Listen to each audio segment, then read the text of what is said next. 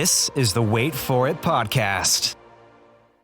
Hey everyone, welcome back to the Wait For It podcast. I'm your co-host Phil Barrera, aka Phil the Filipino. And I'm your other co-host, Mr. Eric Almighty. And for this edition of Late to the Party, we are going to a film that Phil has been talking about for quite some time. And when I brought up Pretty Woman, I got the same look that he probably was expecting when The Devil Wears Prada came up. Vice versa happened.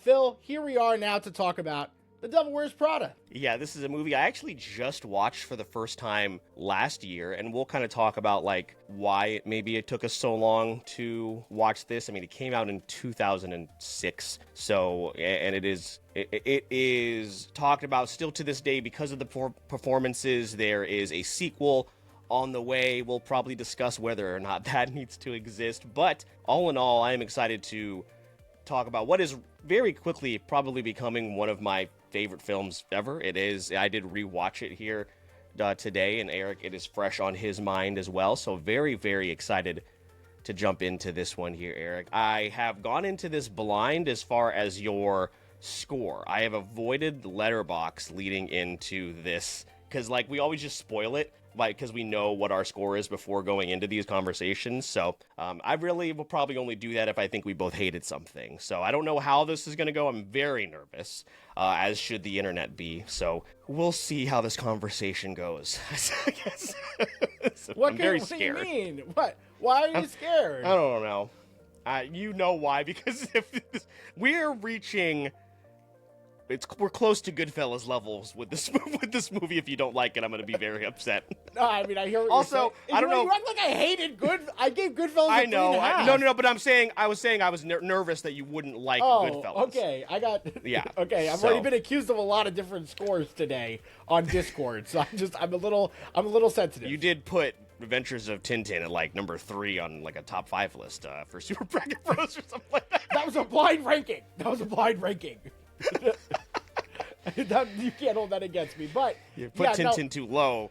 You didn't do great on that. I mean, at least your number 1 was good. I won't spoil it, but at least your number 1 was solid. But 2 through 5 was a mess. No, it was a whole nightmare. I was so scared the entire time, and my worst nightmares were lived in real life. But yeah. Phil, I mean, what's to be worried about here? I'm like the biggest fashion guy you know, so this is a movie for me. Me too, absolutely. I had to decide which color of black t-shirt to wear under my flannel here today, so it was a discussion to be had. But there are so many more layers to this film than just fashion, which is probably one of the reasons why we may have avoided it for so long. But we're going to be talking about the 2006 film The Devil Wears Prada here on the September edition of Late to the Party. So if you want to know where you can find all the rest of our content, maybe any other films or TV shows we just missed out on, make sure you stick around to the very end of the episode, and we'll let you know where you can find all of that. But let's get into a synopsis here. As always, Eric, with The Devil Wears Prada, follows Andy Sachs, a young aspiring journalist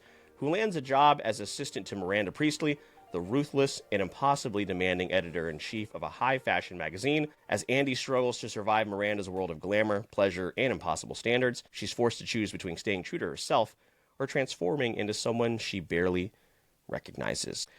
Eric, we will be, if you are, for some reason, maybe you missed some of the episodes in August, we have adopted a new format here on the Way Forward podcast for these episodes. We each choose 3 takeaways, positive or negative, and we kind of just break those down for whichever ones we want to bring up. So, Eric, I will throw it to you first because this is newer to you. We both, again, have watched it very recently, but I want to know where you would like to start. Well, let's start with my overall feeling of the film, so we can really set the tone for this episode. I really enjoyed the movie. I enjoyed the movie. So, you know, there's really one thing you got to start the conversation with when we talk about The Devil Wears Prada, and I'm happy to take the low-hanging fruit here. Meryl Streep, Anne Hathaway, Emily Blunt, Stanley Tucci, all 4 of them, great. But especially, obviously, our main focus being Meryl Streep, Anne Hathaway. We talked about this with Julia Roberts. I'm not a big aficionado into Meryl Streep films. I know she's considered this great actress. Same way Julia Roberts is, really on another level, even, we would say, for Meryl Streep. I never really understood the hype with her The only films I had seen her in is like a cameo here or like Mamma Mia, which should not be a judge of any of those actors or actresses' performances. I loved her. She was really great in this film, and I can see it. I get it. Anne Hathaway film, this is in that time frame of Princess Diaries, Ella Enchanted. She plays that fish out of water so well around that time, and then she just eventually moved on with her career. But this was like, I think, on the exit point, or towards the exit point of that role for her, from what I could tell. And I mean, that just works with her. She's just really good at it. So there are some things we're going to talk about. You know, I would have loved to see a little bit more Emily Blunt, a little bit more Stanley Tucci. But what we did get between the four of them, especially the core group here, very, very good. Yeah, Meryl Streep is an absolute powerhouse in this. She is outstanding. I am the same way. I also am not too familiar with many of her performances, although coming away from this, after the first time I watched it, very similar to like this Julia Roberts era you're entering in, like, we got to watch more Meryl Streep stuff. So she is absolutely fantastic, earned her an Oscar nomination. Her performance is still, and mannerisms are still quoted and mimicked to this day. So she is absolutely awesome. I would like to know, like, how do you feel about Miranda Priestly, the character, as far as, is she one of the best cinematic villains? Is she just doing her job? Is she misunderstood? Is it a combination of all of those things? Where did you come away from the Miranda Priestly of it all, and how do you feel about her? So that was really interesting because, like, I didn't really view her as a villain. Honestly, I kind of took a lot of her character elements, and they were just all being shoved into this story, like different shades of her being a mother, being a wife, being a boss. Like, all of these little roles, I would have loved to see maybe some of them explored a little bit deeper, obviously, but given the runtime, I really liked what we did get from her, where I didn't feel like we were trying to overly humanize her, or we were trying to forgive her for the way she behaves. But at the same time, you got a little bit more of an understanding of who this person is, and it's not just a straightforward, she's just an evil person type situation. So, you know, I really liked all of that when it came to her character. Yeah, certainly not as just kind of like surface level terrible person. I think that a lot of people maybe expect going into this. I'm so glad you brought up Stanley Tucci. Man, talk about someone who just knocks it out of the park. I don't think we've ever seen a bad Stanley Tucci performance. I don't think I've ever seen. That man has been in Conclave. He's obviously amazing in this. He's this hot dad in Easy A. Like, what the hell, Stanley Tucci? What gives you the right? How dare you? Listen. How dare you, Stanley Tucci? How dare you?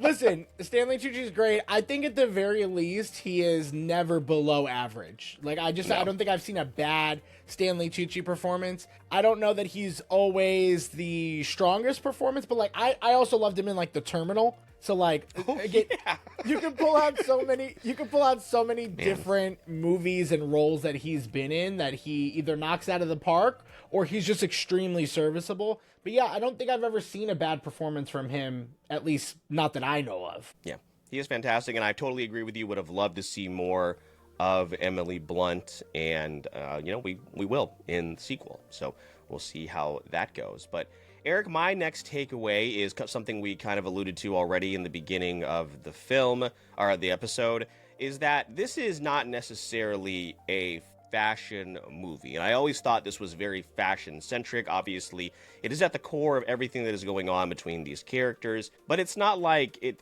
takes you aside and gives you lore about Dolce & Gabbana or Gucci. I'm just throwing out names that I don't even fashion things, fashion terminology. This is not a fashion movie, and I want to shout out a video I watched from YouTube from Savage Books Literary Editing.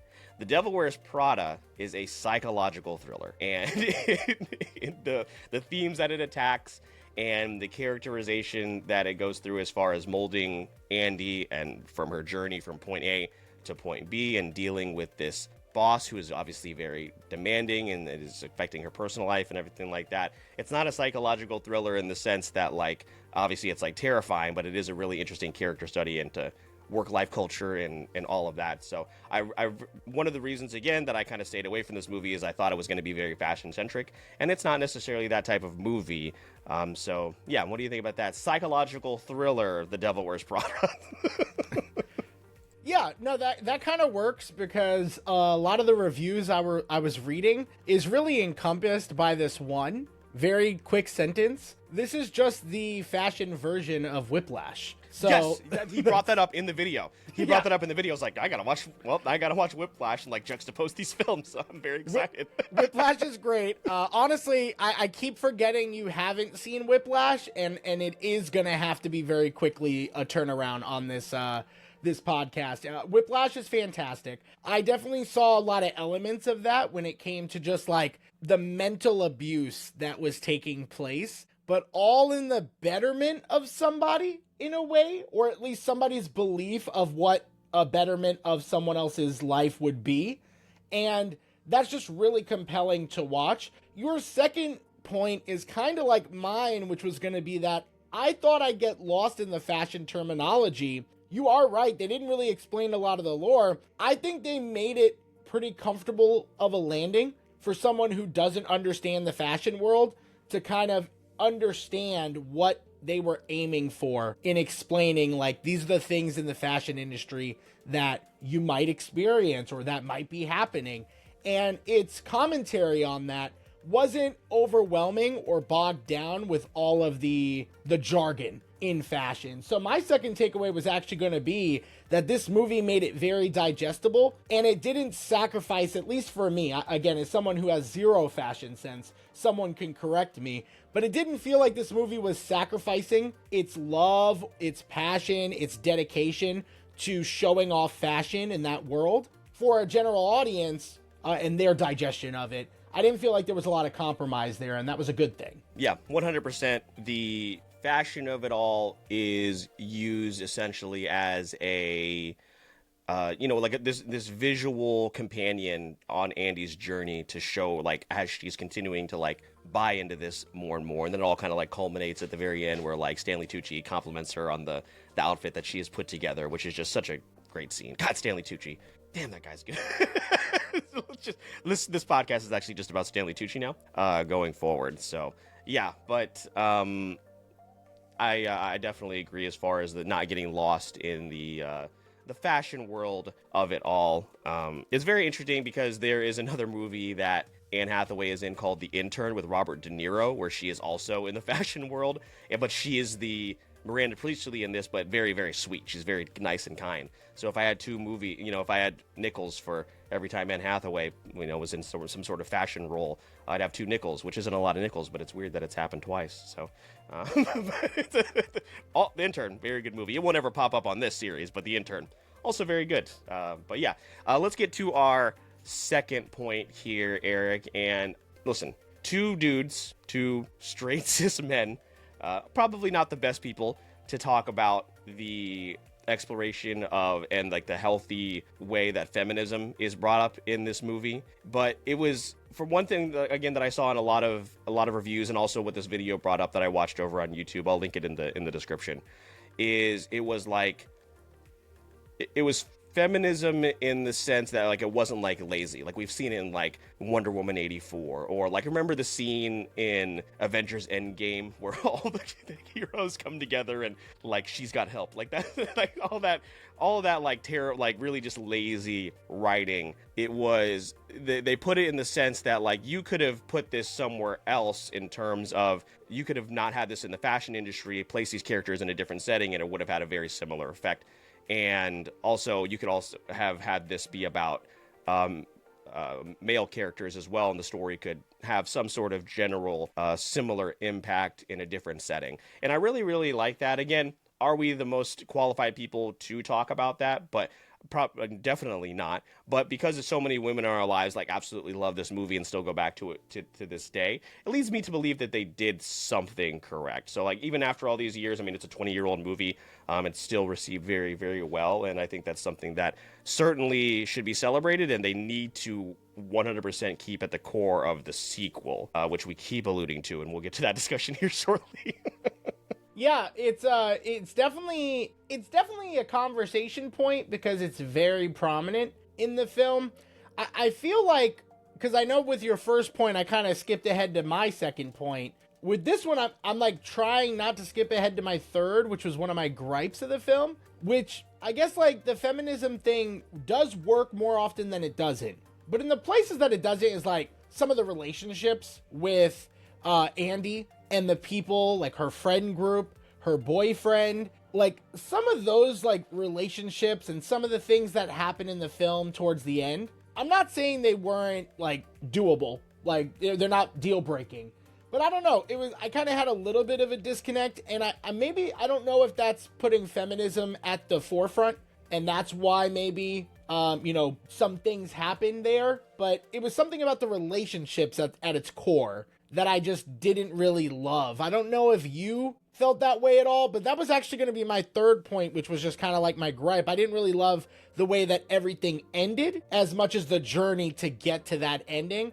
And some of that had to do with the relationships with Andy and other characters, other lesser characters that aren't in that main core of four that we talked about. And I don't think those relationships were as strong. And because maybe she is such a feminist character, maybe that had something to do with it. What's your take on that? But yeah, that's kind of like my third point getting meshed in here as well, because Sure. it is on topic. I think for sure, like we already kind of talked about, like Emily Blunt definitely deserved more screen time. She is absolutely praised for, and for good reason, still to this day for this performance. And I think what would have helped is like just kind of expanding on that relationship between Andy and Emily, which we start to see, and then unfortunately, obviously, like she gets hit by a car. Which was a crazy like twist. I did not see. Remember, that Family Guy meme where like Stewie and Brian are like sending the other dog off to the sunset. You're like, there she goes. There he goes, Brian, off to live his own. Like, oh my God, he got hit by a car. That's how I felt when that happened. So like you see their relationship start to blossom a little bit at like the gala, and you're like, oh cool, like they're gonna be friends. And then obviously she has to make some very, very difficult decisions. So I definitely see kind of what you're discussing there and what you're alluding to. I think with the film coming out, like you said, in a very specific time, we're talking about the mid 2000s, like the very early 2000s. And not a lot of films are putting like, career pressure, personal sacrifice when it comes to women like front and center in a whole lot of movies. A lot of films in terms of their stories were like pretty cut and paste, and they were obviously very male driven. So, and also offering like different points of career between Andy, Emily, and Miranda. I really enjoyed that well. So I definitely see what you mean when it comes to some of those relationships. Because for my third takeaway, I want to talk about the relationship that is front and center. Well, I wouldn't say front and center, kind of tossed to the side because of Andy's journey, and that is with her boyfriend. And this is a very, very like not controversial topic, but a heavily debated topic in terms of who is the real villain of this movie. Leading into the film, the first time that I watched it, I know the discourse was that he sucks, he's holding her back, doing all of this. So, and I also found a really, really interesting Reddit thread about somebody who had also watched the movie just a couple of years ago and was talking about how they didn't really feel like he is necessarily this evil person. I forgot his name, but it's not important. But like this just like terrible person that's kind of like holding her back. And upon a second rewatch, I was like, I didn't hate him as much as I did, or I thought I was going to. And I really think that, honestly, you talked about them earlier, her friend group kind of sucks more than he does, in my opinion. So what was your opinion, and what kind of beat do you have on their relationship and how everything was handled? And I also want to discuss the ending as well. Yeah, so I mean, no, her friend groups are assholes. She calls them assholes. Because they take her phone like they're in fucking high school and throw her phone everywhere. After gifting a $2,000 bag. That pissed me off. Yeah, that pissed me off. I think the relationship I don't think was strong in the way they executed like their parting, really, and the way that kind of all went. And if you're doing it for the sake of like, individuality and all that, like if you're trying to go for that, I'm just saying I don't know that it fully landed for me. I think the relationship between Andy and her boyfriend was something that happens in a lot of relationships where you just kind of like, especially at the beginning, they're kind of a thing, but are they really serious? And then it kind of feels like maybe they're serious, but they're both starting to see the changes with the job. Like she's going from just saying, I just got to make it through this. It's just a job just because like, I don't love it. I don't want it. I'm just doing it. And then she kind of starts to change and he starts calling out those changes. And then there's confrontation. So like it felt there were a lot of regular relationship elements that were there, but it's just something about the way that it all unfolded for me that I haven't quite put my finger on. And maybe on a second watch, I'll figure out what that exactly is.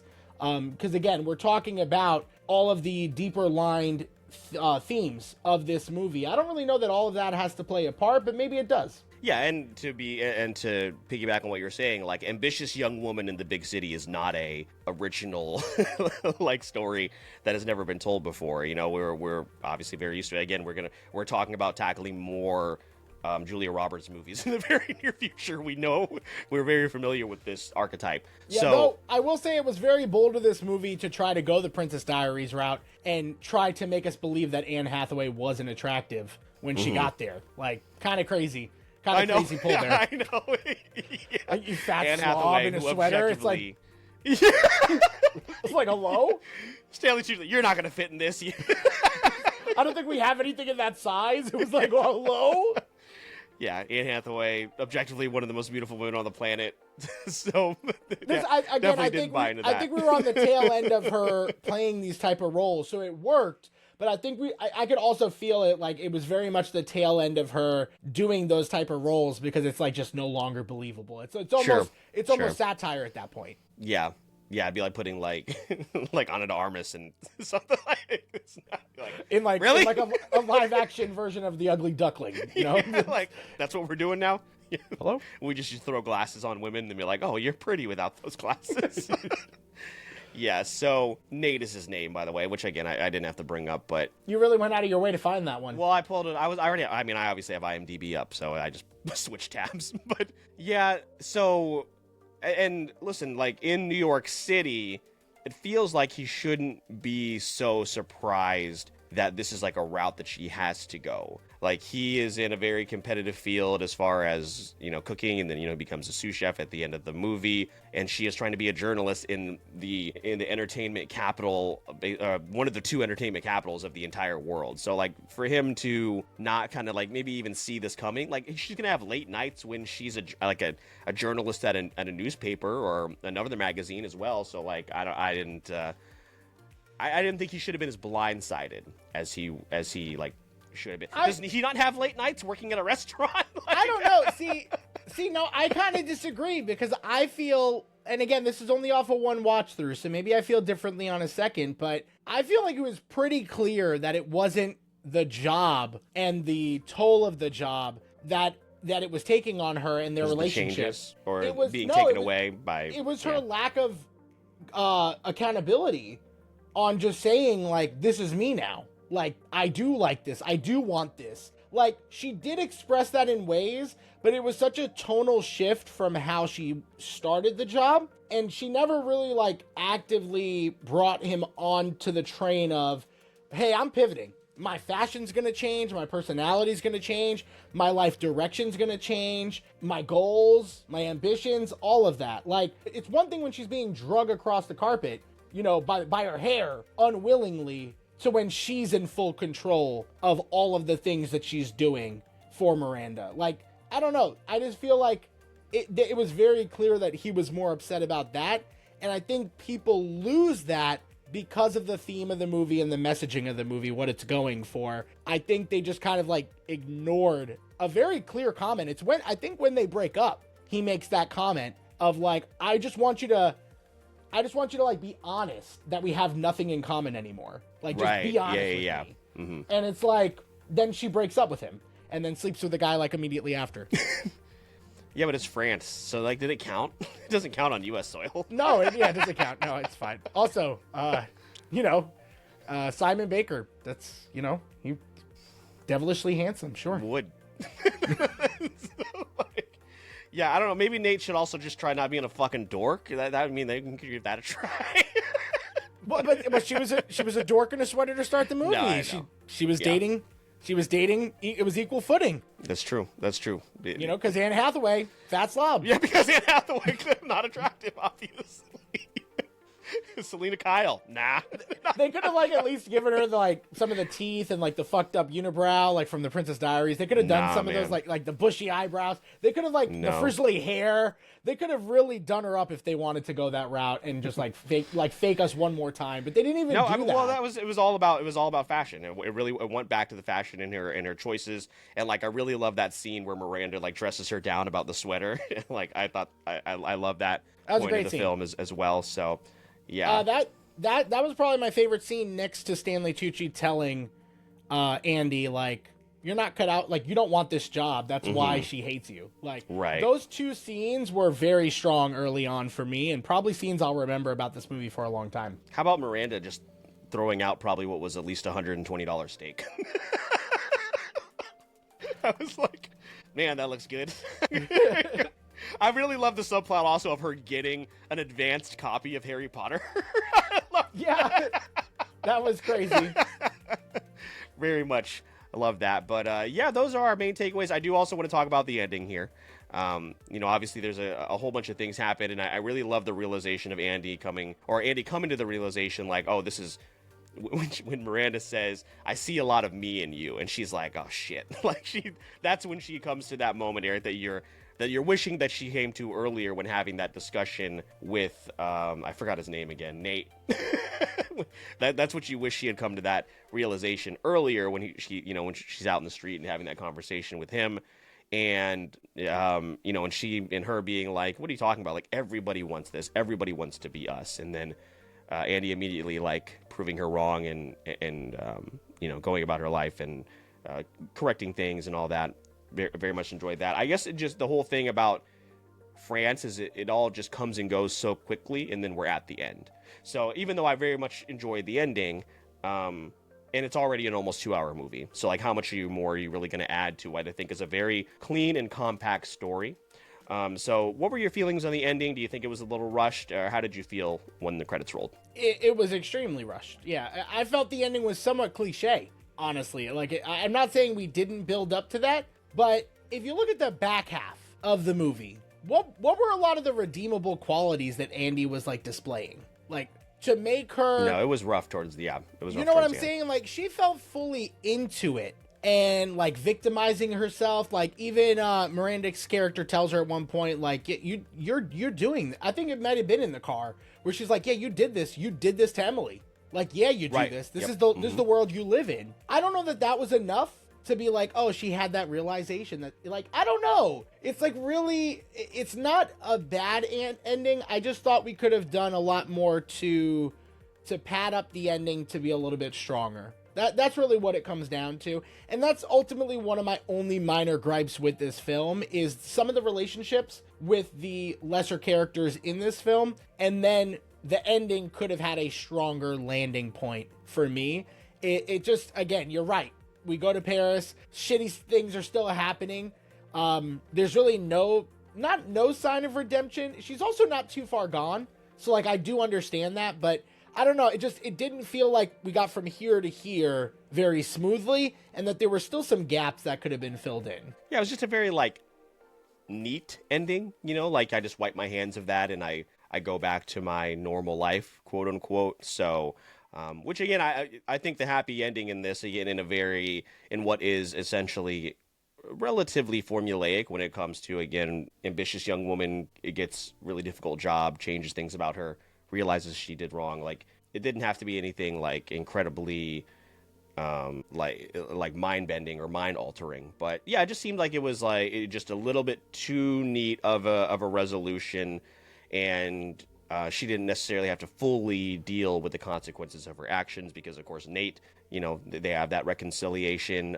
But it is great that I love the moment at the end, though, where she gets the job and she gets that recommendation, or she learns of the recommendation from Miranda. They have that little tiny meet cute from across the street when she gets in the car. You see the little smile from Miranda. I thought that was really, really solid as well. But yeah, again, it's just kind of a rushed ending, and would have liked to see a little bit more. Obviously, like, she gives the clothes to Emily, and I think that's to transition into the final thing we'll talk about before we get into scores, is what do we expect out of a sequel? This is the world we live in now. Obviously, I'm excited to see these characters return, all three of them. Stanley Tucci. Is Stanley Tucci in the sequel? I have to look that up. Where do they go from here? Like, at this point, I'm not sure what the time jump is, but like, you have to see Emily in a really predominant role. You have to see that she has grown, and she cannot enter this movie still as an assistant. She has to be some sort of really, really successful. All this grinding, getting hit by a car cannot be for nothing, please. No, I wholeheartedly disagree. You still want her to be down? She's got to be an assistant, and she's still got to be working for Miranda. There's no other scenario for Emily Blunt in the sequel. No, that's exactly how it should be. Well, I mean, so what do you feel? You asked me this, I think, a few weeks ago. Like, how do I feel about there being a sequel? And if you told me, like, it was whether or not I wanted it, if I had a choice. Oh, Stanley Tucci is in this, thank God. I would say, like, we don't necessarily need a sequel to The Devil Wears Prada. Am I going to be seated day one? Absolutely. But what do you think about this? And they've also added some other people to the cast, such as Lucy Liu and another big name who I think Pauline Chalamet. There's more Chalamets? BJ Novak. And then, of course, the returning characters as well. So what do you feel about a sequel, and what do you think could be done here, if anything? I mean, a sequel, I think, might work for this. This was again, early, pre-2010, so early 2000s still. Maybe it could work. I just feel like I don't think this movie is in much of a time capsule as, like, Pretty Woman, for example, which, again, we talked about, like, our correlation, to our reaction to that film. I just don't know what would be really enticing about it. Like, are we going to learn more about Miranda? Because some of the appeal, for me at least, of Miranda is the ambiguity of it all. Like, I definitely think that is part of her character's appeal, is we don't fully unravel, unlayer all of the elements of, that onion of a character. I don't know. Do you do that? Again, Andy, was there a lot of character development where, like I just talked about, I felt like we kind of did a quick 180 back to normal at the end? Do I want to see that version of the character? No, I'd be more interested in seeing an Andy that is more like a Miranda now. But that's not the route they went with the end of the movie. Like a journalistic Miranda. Yeah, maybe Emily is her assistant. Maybe we're just torturing Emily Blunt in this sequel. Yeah. Listen, maybe she still goes down that route. Maybe they do that turn. I don't know. It's really interesting, but this movie is not as quite in a time capsule, although I thought the time period was fitting for when this movie came out and kind of the way it was filmed. I just don't know what that would look like. I feel like it'd be a little bit too glossy, a little bit too glamorous, which is really, really ironic considering it's a movie about fashion. Shit. Okay, here is the synopsis from IMDb. Do you want it? Give it to me, baby. Follows Miranda Priestly's struggle against Emily Charlton, her former assistant turned rival executive, as they compete for advertising revenue amidst declining print media while Miranda nears retirement. Yeah, no, I'm not interested in that at all. Not interested. Where does Andy come in? Mind your own fucking business. Like, what is she gonna do? Maybe they're both trying to, like, hire her for. It does say, like, they're fighting over media, so, like, maybe she's like this editor in chief now. So they're fighting over that. No, I hate that. I hate that. I disagree. I'm gonna be there. What is Stanley Tucci doing in this movie? Yeah, right. You're gonna see one clip with Stanley Tucci and be like, absolute cinema. I'm in. Well, let's get to the scores and how we felt about this movie. First, let's get to how everybody else feels about The Devil Wears Prada. Surprised that the tomato meter score is a lot lower than I thought it would be, Eric. 75%, still certified fresh on the tomato meter. 76% popcorn meter score, so that's user score. 7 out of 10 over on IMDb. And on Letterboxd, it is holding strong at a 3.8 out of 5. I'll let you go first, Eric. Obviously, I hold this film in very high regard when it comes to my score. Where did you land for your Letterboxd score? Oh, I did not add this to my list. I mean, even though I've seen it, I'll add that right now. But while I do that, where did you score this? Yeah, so The Devil Wears Prada. Really enjoyed this movie. I was really teetering around, like, this movie, I thought when I left it, it was like a 3.5. It just feels too low. So I feel confident that it's a solid 4, and that is exactly what I gave it. Phil, I'm pretty sure, based off of what I believe your score is, we're going to have the opposite, literally bringing up Pretty Woman again. It's just going to be the opposite scenario for us. Like, I was a little bit higher on Pretty Woman. Like, I love that fucking movie. You really do. Eric is in this crazy Pretty Woman era, and I'm not mad about it. It's just I was not expecting it in 2025. Neither was I. And I think, again, you enjoyed it, but, like, even though we're only like a half-point difference, you're literally acting that way. I think I'm going to act that way whenever you bring up The Devil's Wear Prada as like a Goodfellas territory. I'm like, what the fuck? Like, it was good, but Jesus, you really like that movie. That's exactly what's happening here. We both, though, enjoyed both of these films, and The Devil Wears Prada, really glad that I finally checked it out. It's been a bucket list movie for us, something that constantly, it's one of those movies that isn't exactly like known worldwide, I don't think. I think a lot of people know about it. I'm not saying nobody knows this movie, but it's not like the big hitters that we've done before. But for us, it's always in rotation of conversation. So it was really a bucket list item for the podcast, and I'm glad that I got it done. Yeah, that is a good comparison, because even though I also gave Pretty Woman a 4, you gave it a 4.5, which is what I've given The Devil Wears Prada. Again, it is creeping into like just one of my favorite films of all time. Do they stick the landing completely clean? No, definitely not. But the performances and the story are so strong that I will go back to this time and time again. And yeah, honestly, what we probably align on right now, Eric, is 1, we need to watch more Meryl Streep, and 2, I keep seeing Aaron Brockovich clips come up on Instagram. I told you. We gotta watch Aaron Brockovich. I fucking told you. I told you, dude. Oh, I can't fucking wait. I'm like so excited. Let's watch it now. Watch party right now. No, it's absolutely coming up because I really want to see it. I've been seeing clips of it, and it just looks like more great Julia Roberts, which that's one of the films she's known for. Like, that's one of her big films. So yeah, definitely need to do that. Also, talking about Meryl Streep, a couple of films I'll throw out there that she's a part of. She voice acted in Fantastic Mr. Fox, a movie that's come up a lot. That is on our list. So come up a lot. I didn't also CJ Caleb from the formerly Level Playing Field gave this a 2.5. So yeah, we should probably stop talking to him. There's also the 2019 version of Little Women, which I've heard a lot of good things about. Oh yeah, me too. One of the movies I did see her in that I hated was Into the Woods. Hate that movie. Also, Mary Poppins Returns, which was painfully average. So I really need to increase my intake of films, because it's definitely not good. I really shouldn't be talking about Meryl Streep without seeing some more films, and I definitely am seeing the list here. Yeah, we're probably gonna have to go back into There's a lot time to see some of these older ones. Where does The Devil Wears Prada end up on your list for Late to the Party?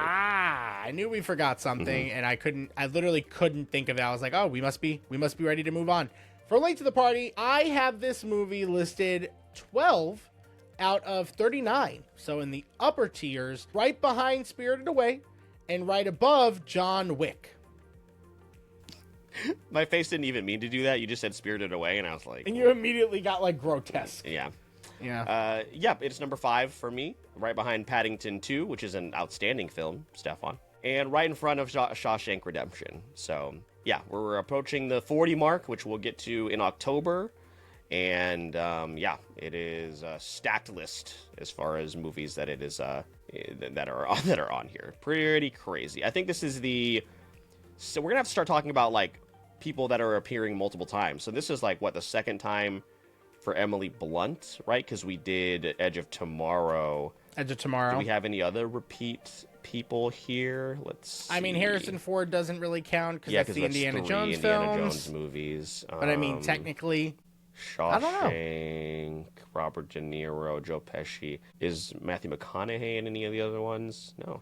Yeah, I guess is Emily Blunt our first repeat appearance on... That can't be. Oh, Robert De Niro, Goodfellas, and Taxi Driver. Yeah. You forget about that film Nicholas constantly. Hoult. Both Top Guns, so again, kind of cheating there. Oh, Tom Cruise in Edge of Tomorrow as well. So Top Gun. Oh, there you go. Yeah, so he's up there too. So yeah, so not our first. Okay, gotcha. Well, yeah. Anyway, yeah, let's get to our game. All right. This game is called More Like This, where we find similar films recommended by Letterboxd and IMDb, and we rank them against this movie to see, would you rather watch this or that? So, Phil, I don't know how many movies on here you have seen. There's also, I guess unsurprisingly, but kind of surprisingly, a lot of rom-coms on here. So, yeah, giving you a little bit of a taste of what to expect. But I'll try to stay away from the rom-coms at the beginning as much as I can. Some of them are hard, though, so if they're not strictly rom-coms. The first one, are you ready? Let's do it. The Devil Wears Prada or Legally Blonde? The Devil Wears Prada, because I enjoyed the Legally Blonde musical more than the movie. Even though the movie, I'm excited for the movie. Well, no, it's returning as a TV series, and it's a prequel, which doesn't make any sense. So yeah, very much a choice. For sure. Would you rather watch The Devil Wears Prada or Mean Girls? Shit. The good Mean Girls, right? Not the musical. Yeah, no, yeah. That should the be musical movie. The musical itself, the musical theater version, excellent. Movie, terrible. Yeah. Gosh, Miranda Priestly versus. Oh my gosh, why am I forgetting the name of the character in Mean Girls? Regina George. Regina George versus Miranda Priestly is a crazy Super Bracket Bros episode. Yeah, too bad that podcast is never happening again. I'm going to go Mean Girls. I love Mean Girls. Okay. And that was peak Lindsay Lohan, too. Oh, wow. That's great. What are you rating Mean Girls? I'm kind of scared. Probably 4.5. That's crazy. Mean Girls, I love purely on vibes. No, I hear you. Okay. Would you rather watch The Devil Wears Prada or Crazy Rich Asians? Oh, you're such a dick. I didn't. What'd you say? Fuck me for it. No, this is you. It's on the list. This is your fault.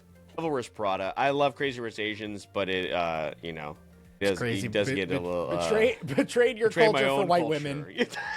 It's Anne Hathaway. No, it's Stanley Tucci betrayed my culture for Stanley Tucci. Let's not get it twisted.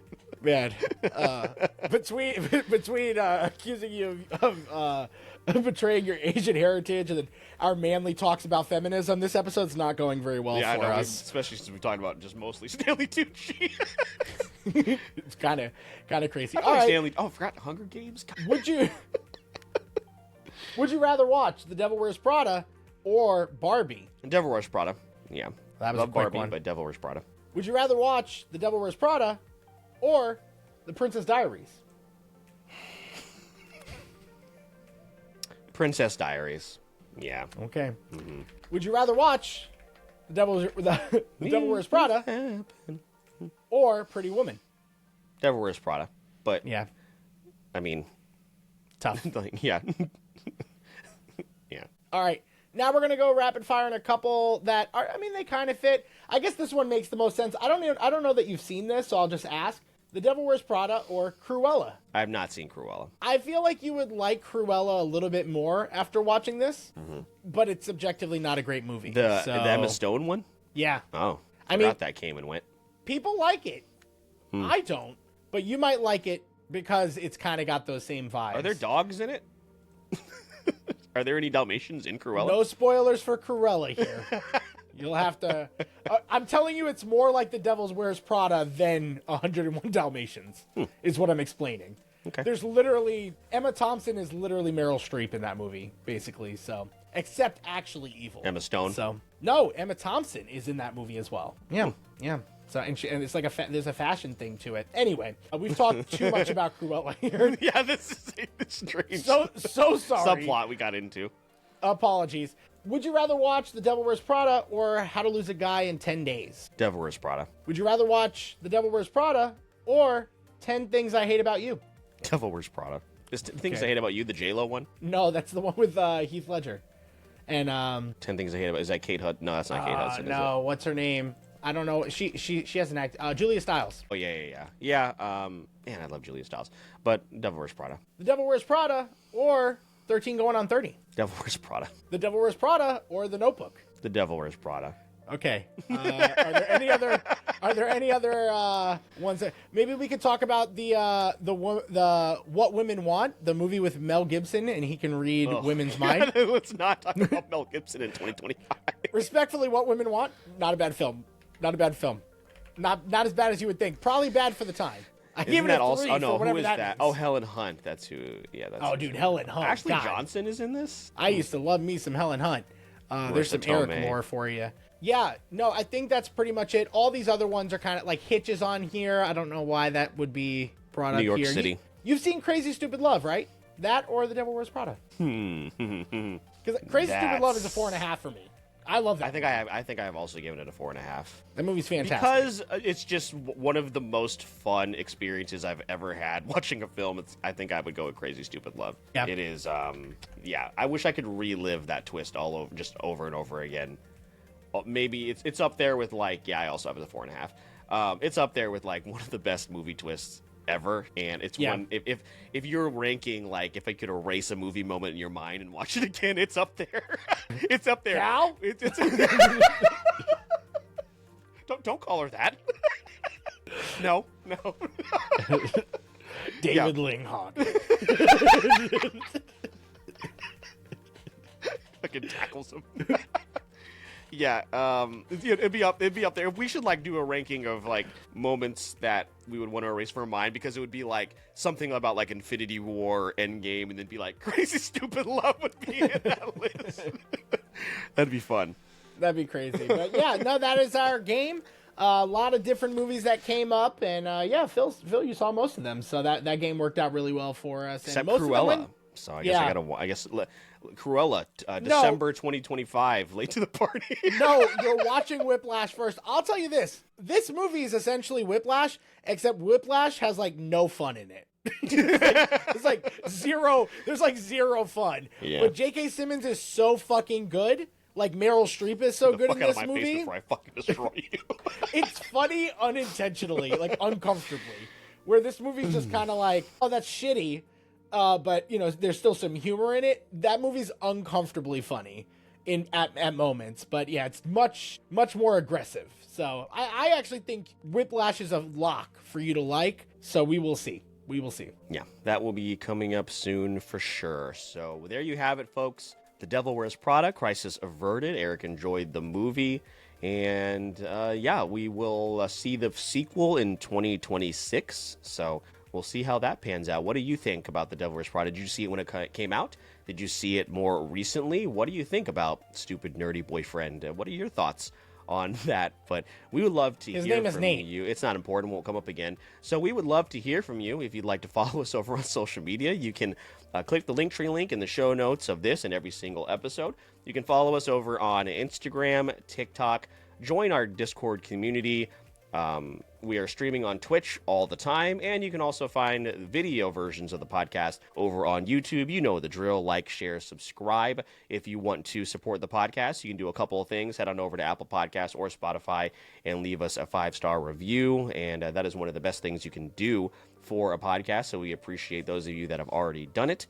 And if you maybe want some additional perks and maybe get these episodes early, have a hand in the content that we create, Eric will let you know all about that before getting out of here, and then he gets me my Starbucks. I want it here by 3. That's crazy. Well, if I don't get hit by a car, you'll have it. I need skirts. Give me like 10 to 15.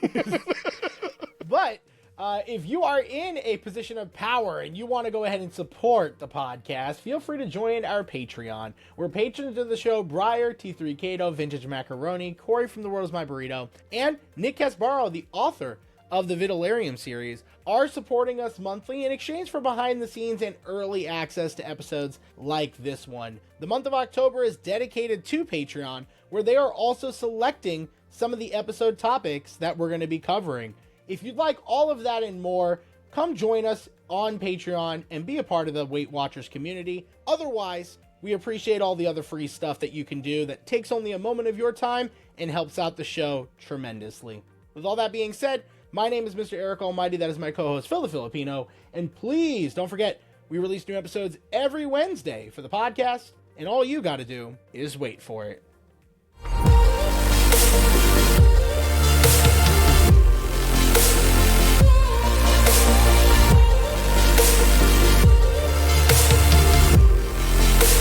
This is the Wait For It podcast.